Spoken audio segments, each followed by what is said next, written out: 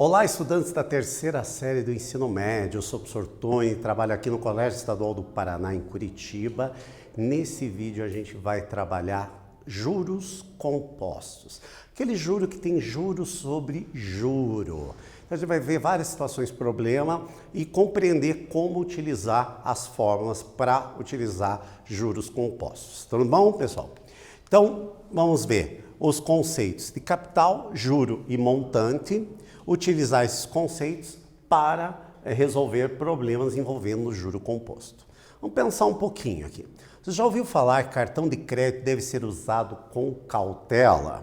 Você sabe por que ele tem que ser usado com cautela? É o tal do dinheiro de plástico, né? Muita gente se enrola no uso desse instrumento, que é muito interessante, mas se saber usar. Muita gente, o que acontece? Não chega ao final lá, compra sem imaginar quanto está gastando naquele mês e lá no final do mês, quando chega a fatura, não consegue pagar a fatura inteira. Então, consequentemente, o que acontece? Ele tem que financiar. E o juro sobre cartão de crédito no Brasil é um dos maiores, junto com o cheque especial. Então, se torna uma bola de neve e muita gente passa a ser endividado por causa desse problema. Então, essa modalidade a gente tem que tomar muito cuidado para ser utilizado, assim como o cartão ou cheque especial também é outro exemplo.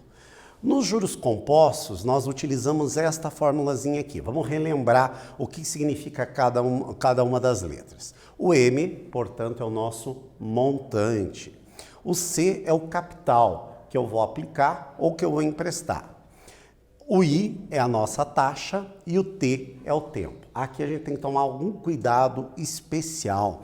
A taxa e o tempo tem que combinar. Por exemplo, se a taxa estiver em meses, o tempo tem que estar em meses. Se a taxa estiver em semestre, o tempo também tem que estar em semestre. Se a taxa está em ano, o tempo tem que estar em ano.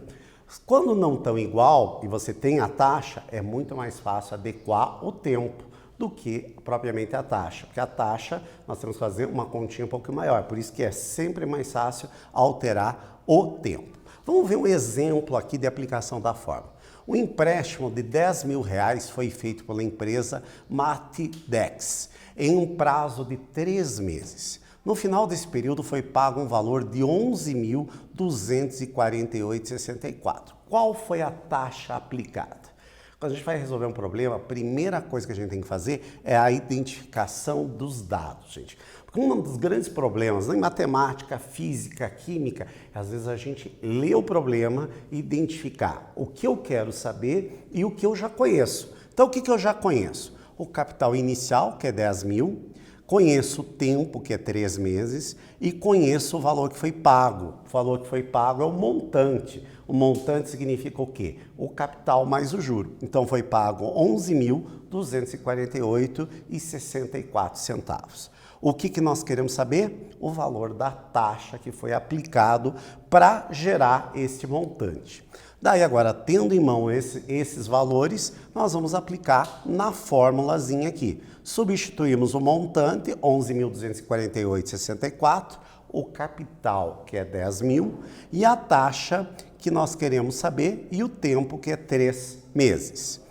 Então, esse 10.000 está multiplicando, nós passamos dividindo. Por quê? Porque a gente quer isolar a incógnita, né? No caso, o nosso I aqui. Então, isolamos aqui e podemos fazer essa divisão aqui. Agora, fazemos a divisão aqui, sobrou 1 mais I ao cubo. Então, eu quero isolar só o I. Então, eu preciso tirar esse elevado ao cubo. Como é que eu faço? Eu tenho que tirar a raiz quadrada, raiz cúbica deste lado. Mas se eu fizer no segundo membro, eu também tenho que fazer no primeiro. Então, apliquei a raiz cúbica em ambos os membros. Consequentemente, tirando a raiz cúbica desse valor, deu 1,04. Tirando a raiz cúbica de 1 mais I ao cubo, aplicando a propriedade, a gente vai simplificar o 3 com o 3 aqui. Ficamos 1 mais I. Isolando o I, passando o 1 com sinal trocado para o outro lado, a maneira prática, o I, portanto, deu 0,04. está na forma decimal. Preciso transformar para a forma percentual. O que a gente faz? Multiplica por 100. Multiplicando por 100, a taxa desta aplicação foi de 4% ao mês. Então, não esquecer que o tempo estava em meses, a taxa também vai ter em meses, gente. Agora nós vamos ver nosso primeiro exercício de aplicação. Então, é um exercício que foi usado num vestibular. Um investidor aplicou uma quantia de R$8.000 a uma taxa de juros compostos de 4% ao mês. Determinar qual é o montante dele que o capital irá gerar depois de 4 meses de aplicação.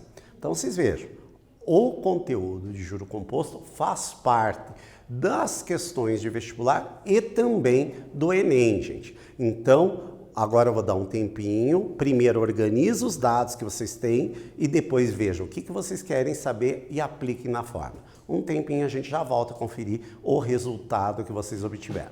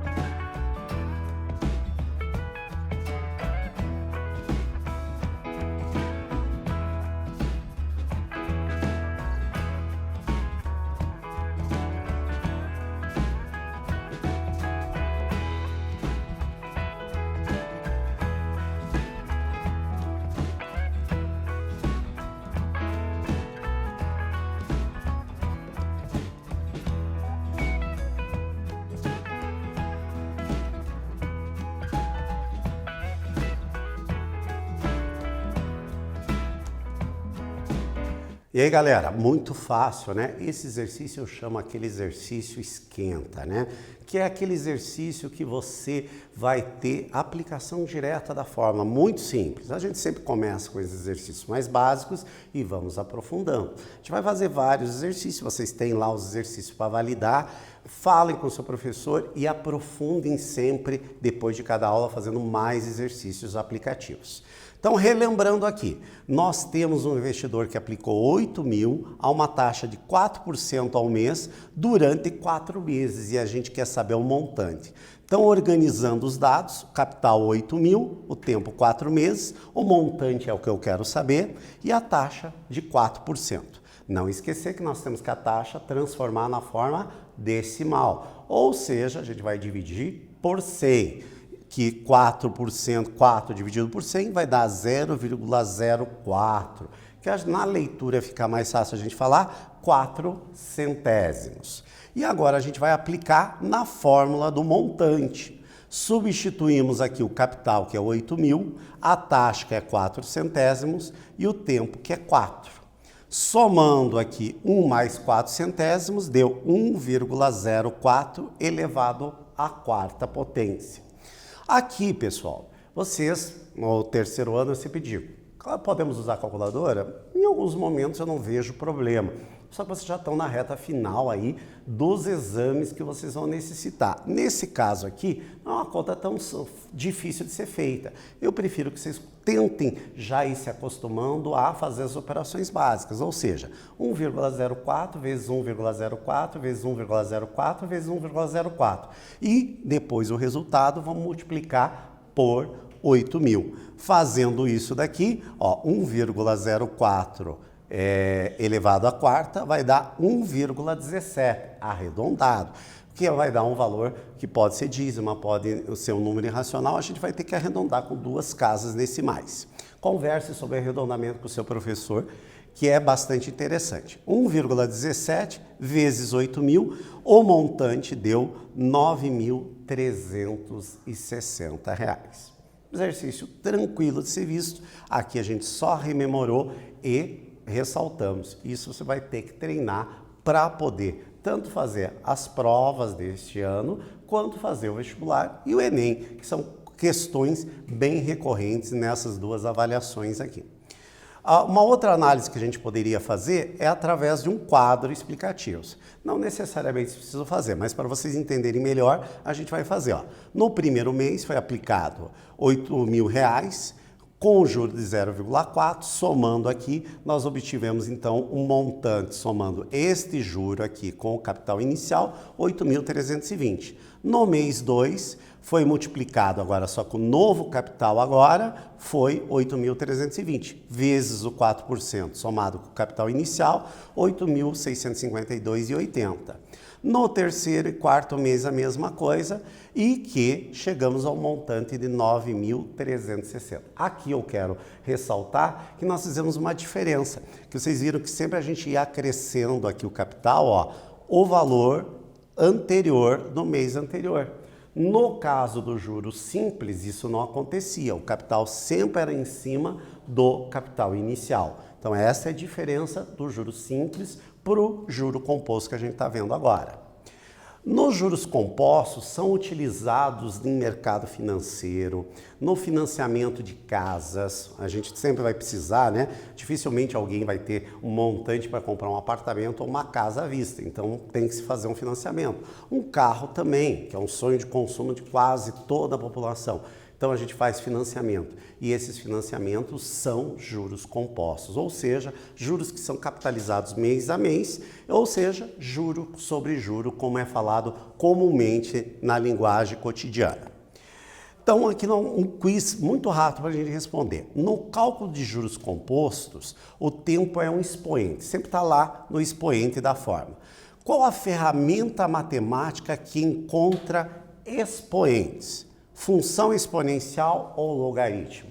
Esse tipo de questão é muito legal para a gente pensar e relacionar com outros conhecimentos matemáticos. Função exponencial e logaritmo a gente estudou lá no primeiro ano. Qual será que, quando está no expoente, a nossa incógnita, qual que a gente resolveria? por função exponencial ou por logaritmo? Um minutinho para vocês responderem e já voltamos.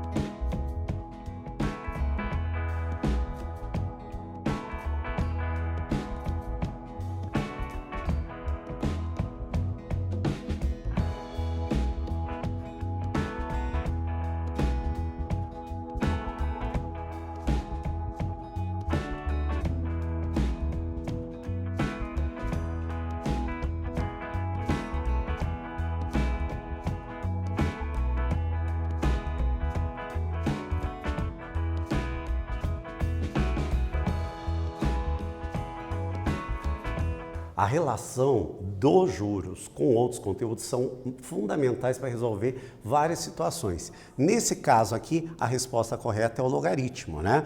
Que esse x aqui, ele vai apresentar no expoente. Ou seja, quando eu isolar ele aqui, ele vai simbolizar exatamente a aplicação de logaritmo. Então aqui a gente tem uma aplicação prática da utilização de logaritmo. Muita gente lá no primeiro ano, para que eu vou estudar logaritmo? Aqui a gente tem uma aplicação do logaritmo na situação prática.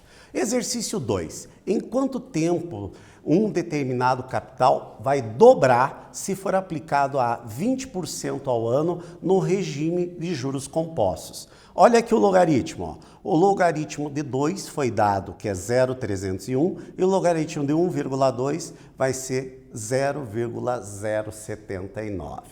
Vou lançar o desafio para vocês tentarem usando esses conceitos, aplicando na fórmula do montante do juro composto, se vocês conseguem resolver, e a gente já volta para tirar as dúvidas se vocês não conseguirem.